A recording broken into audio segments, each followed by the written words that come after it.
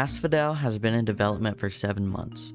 From late May 2021 all the way to 2022, I've been working periodically on what I can bring to the table in terms of my second game. For those unaware, for 2 years I worked on an abandoned game called Ruins of Monry. However, this new project, which I call Asphodel, is currently thriving and is not stuck in development hell. Before October, I was referring to this project as Ambrosia, which in Greek mythology is the food/drink of the gods that brings forth immortality. I thought the name for this project was fitting since this was sort of a revitalization of my drive to create a game. However, the name Ambrosia is problematic. Number 1, it was only a code name, and number 2, there are at least 2 games on Steam called Ambrosia. One of which, according to the Steam page, doesn't seem too YouTube friendly, and the other is an upcoming platformer. So the switch to Asphodel was necessary. It gets its name from the fields of Asphodelos in the Greek underworld.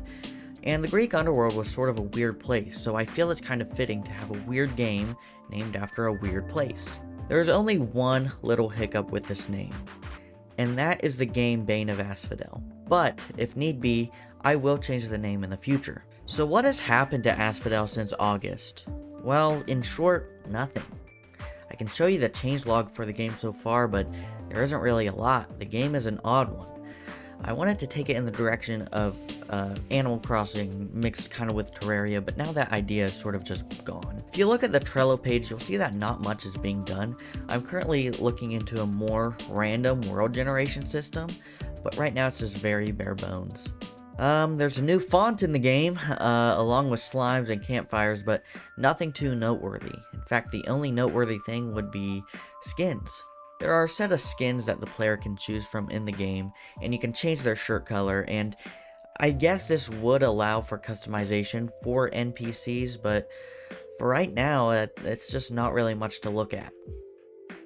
It could be used to sort of take the game in a sort of Animal Crossing direction in terms that, you would have to, sustain a sort of community, a sort of village. But we must remember that Asphodel is first and foremost a survival game.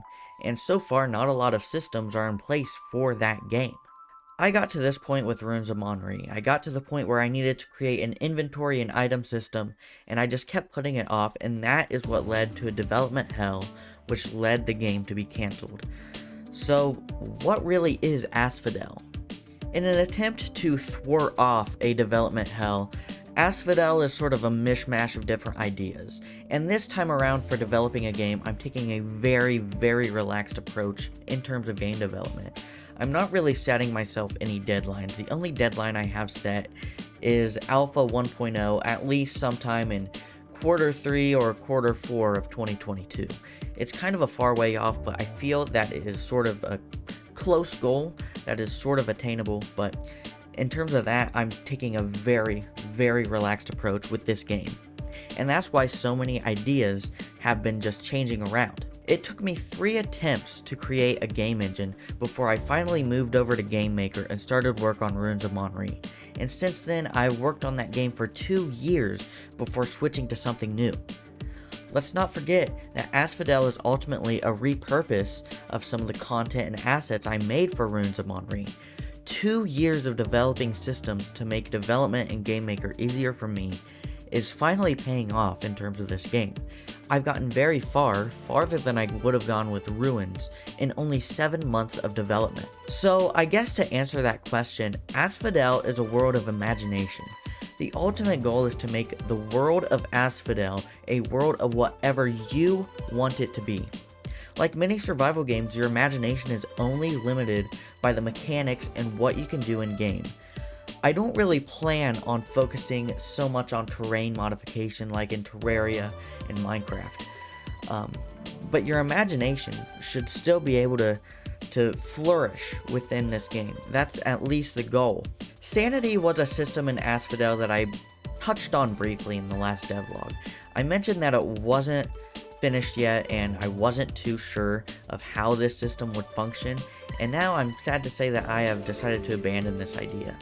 The idea of Sanity was to have certain mobs affect your sanity level, along with other elements like day and night, and maybe even NPCs. As your sanity level decreased, much more scary monsters would appear in the game. Some of the monsters I thought of were sort of like demon-like, kind of like the skinwalkers of Native American legend. Sanity was going to be a unique system, but right now I just plan to focus on more of the survival game aspect of Asphodel. I do really like the idea I had for it, and while I never really could have explained it in the last devlog, I feel that hopefully I can repurpose or re-implement this feature in the future whenever I decide to. It's just that right now I want to focus on Asphodel as a game. I want to focus on the systems that make a survival game before I focus on something like Sanity, as much as I think that would be cool. If you check the Trello page, you'll see that there are some stuff on there, but right now, I think I'm going to mention some stuff that isn't on there. I kind of thought of this while writing the script about removing Sanity, but I plan to repurpose some stuff from Runes of Monreef for this game. I plan to repurpose the Cultist and a boss that I had planned for Runes of Monreef. I plan to repurpose both of these for Asphodel. The Cultist, I explained this in my last ever Runes devlog, but it was sort of an enemy like the Mage. It would shoot projectiles at you, and it would be able to revive enemies. And I think this is a good idea for Asphodel. I think it would be really interesting. The only difference is I think the Cultist would be more passive and only start attacking the player if the player attacked them first. They'd kind of be a little reserved, kind of like an actual cult. The boss I had planned for Runes is actually a giant eye. I had a few plans for Runes. It was gonna launch up and try and crush you, but I think for Asphodel it's gonna be more of a boss that just sort of stands still and maybe tries and shoots projectiles at you. But none of this is on the Trello page because these ideas, while I've had them for a little while, the boss one is something fairly new, but while I've had them kind of in my head for a little bit, I don't know if I'm ready to just commit to something like that just yet. So what's the plan moving forward? So throughout the month since August, I've launched a website, I've released builds of my abandoned game, and now I've released Alpha 0.3 of Asphodel to the world. This is a testament to what I've been working on for the past 7 months, and it's sort of as a Christmas gift to you. And the plan moving forward about a lot of my game dev projects and stuff like that is to be more open. I feel this hindered my last game, Runes of Monreef. I wasn't too open. I was just sort of nervous about releasing it to the world. And I think with Asphodel, I'm going to choose a more open approach. Maybe every couple of months there'll be a devlog and, you know, maybe even a release of what I've been working on. So while this devlog might not have a lot of content in it, I just kind of want to make it to inform you of what I want to do with the project and just kind of clear up the air and solidify this project as something that is definitely being worked on and planned to be worked on in the future. So I'm very happy with the project so far. I don't think this is something I could say with Runes of Monreef. When people would ask me about it, I wouldn't really know what to say in terms of making a game like Runes of Monreef. It was sort of a odd game, but Asphodel, I feel a lot of people know games like Minecraft and Terraria, and I feel a little more confident and actually very excited when I get to talk about this game whenever I can. I feel like I'm really in my element with developing Asphodel, and that's something I'm very proud of.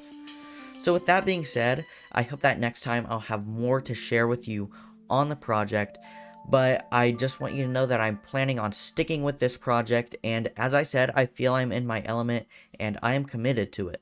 So thank you all for watching. If you made it this far, please interact with the video, like and dislike. Leave a comment down below if you have anything to say, if you want to leave some feedback or anything. And thank you all for watching. God bless you guys, and have a happy new year.